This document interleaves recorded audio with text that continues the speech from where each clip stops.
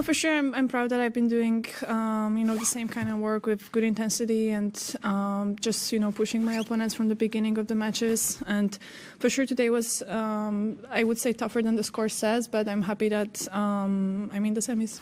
Okay, who'd like the first question here? Iga, congratulations. Thank you.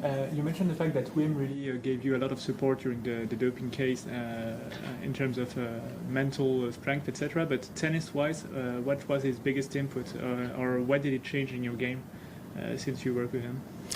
Well, I wouldn't say like mental strength because this is something that I need to have, and also, I'm happy that, he just decided that he wants to work and he let me, be focused on tennis and especially, having a new coach, you need to also be ready for some changes. So I kept my mind open and busy with just working on court, and that for sure helped. And overall, I think he's a pretty supportive guy with, the experience of working with many players. So I think he understands and he knows what we deal with sometimes. Okay, we'll go Paul, Howard, Neil. Hi, well done, Iga. Just jumping ahead, obviously we know it's going to be Madison in the next round. Just talk us through what particular strengths she brings to the court. I know you've got a good 4-1, I think it is, record against her, just the one defeat, and what you need to do to counteract her strengths. Well, last part of the question, I'll prepare today and tomorrow. I wasn't really looking forward before, so now that I know my opponent, we'll do the work with him and prepare the tactics. But obviously, she likes to also play intense and pretty fast, and she's using her powers, especially on a faster hard court. So I need to be ready for that and be proactive and also good in defense. I guess in semis, if you play against any opponent, they deserve to be there. So it's going to be tough no matter what, no matter who is on the other side of the net. So I'll do my best. Howard? Hi. Early in the second set, there was that point with the double bounce there. What did you see and feel at your end? And did you, perhaps after seeing a replay or before that, consider conceding the point? Honestly, I didn't see the replay up to this point because after the point, I didn't look up for the screens because I wanted to stay focused, and I didn't want this point to stay in my head for a longer period of time, but I wasn't sure if it was a double bounce or I hit it with my frame. It was hard to say because I was full sprinting, and I don't remember even seeing the contact point. I don't know. Sometimes you don't really look when you hit the ball. So I wasn't sure. I thought, this is the umpire's kind of job to call it, and I was also waiting for the VAR, but I didn't see it. So I just kind of proceed, and I already focused on the next one. Because there's the technology there and there are the replays, do you think those should be reviewable in a different way than they are now, Emma? Well, honestly, I never... Because the point kept going, she hit the ball back, but... I think it's the same with the challenges. Before we had electronic line calling, so it should be pretty smooth because it's the same way of reacting, also stopping the point. But honestly, I never experienced yet my opponent or me using it, so I don't know yet. Okay, Neil? Sorry, just to clarify, so Emma was told she couldn't review it because she didn't stop during the point. So just the point is, do you think that's a fair rule? Do you think that rule should be changed so at the end of the point the umpire can have a look at it just to get the right outcome? I don't know. I never really thought about it deeper, I would have to analyze more. Honestly, this is the first time something like that happened to me, so I'm not sure, but I think they already had kind of a lot of time to think it through. So if there would be some better option, I think tennis would use it. We already had some tense situations in other matches in also ATP last year. So I guess the referees kind of think about it, and it's their kind of job to make the proper rules. Okay, Chris?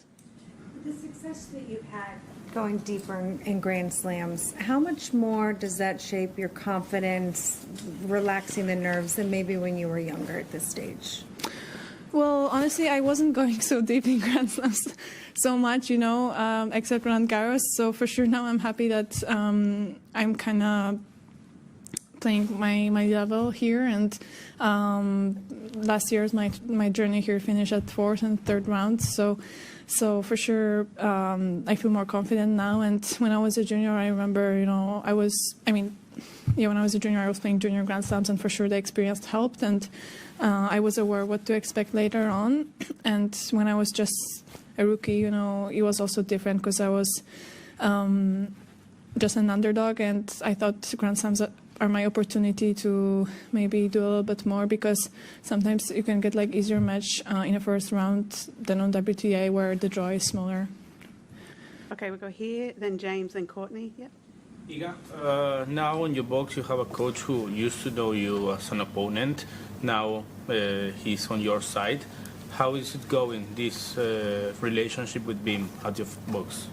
Well, for sure, I think he's really experienced because of that, and he also knows like what I should work on. I would be pretty angry, if I wouldn't have the last slam I won because of Wim.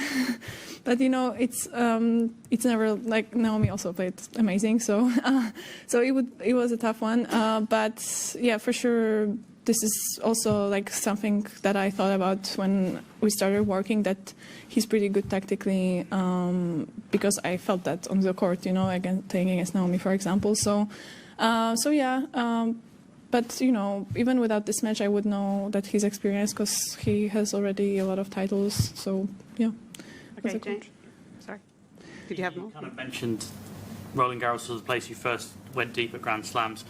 Do you feel like you have in your career had a point to prove on other surfaces, and that the way you're playing at this tournament, because I think this is probably the best you've played in Australia, do you think you're proving that point? Yeah, for sure.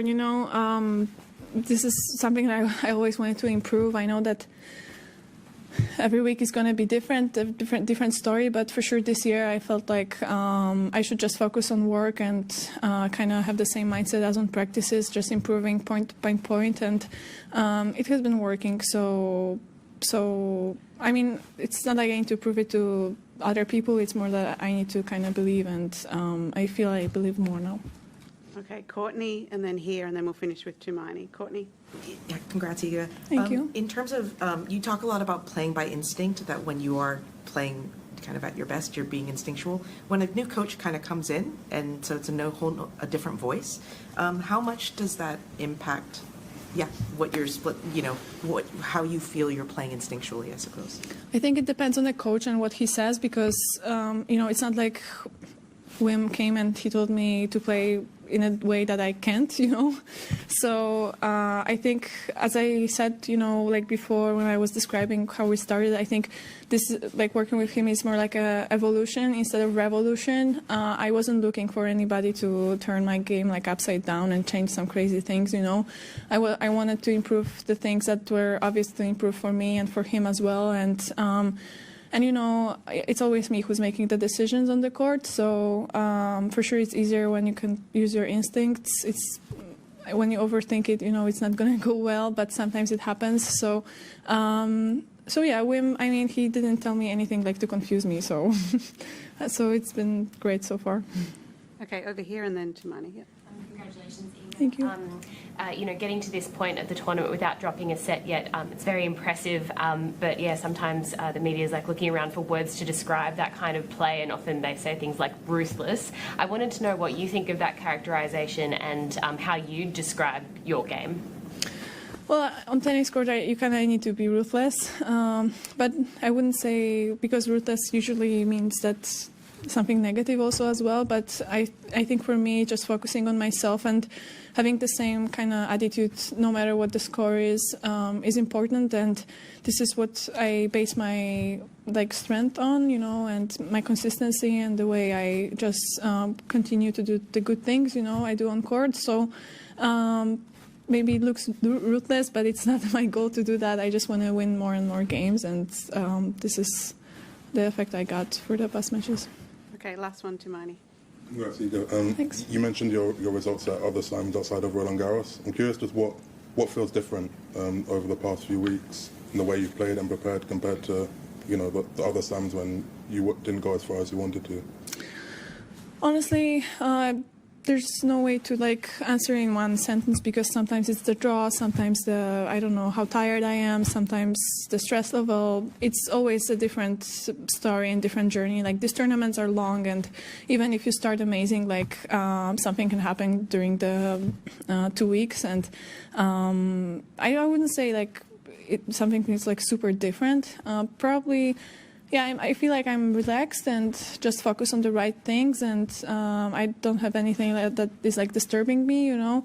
So yeah, I just have the right mindset and attitude and right focus, and this is the base, I would say. And then I can play my tennis and not really think too much about other stuff. So it's a mix always.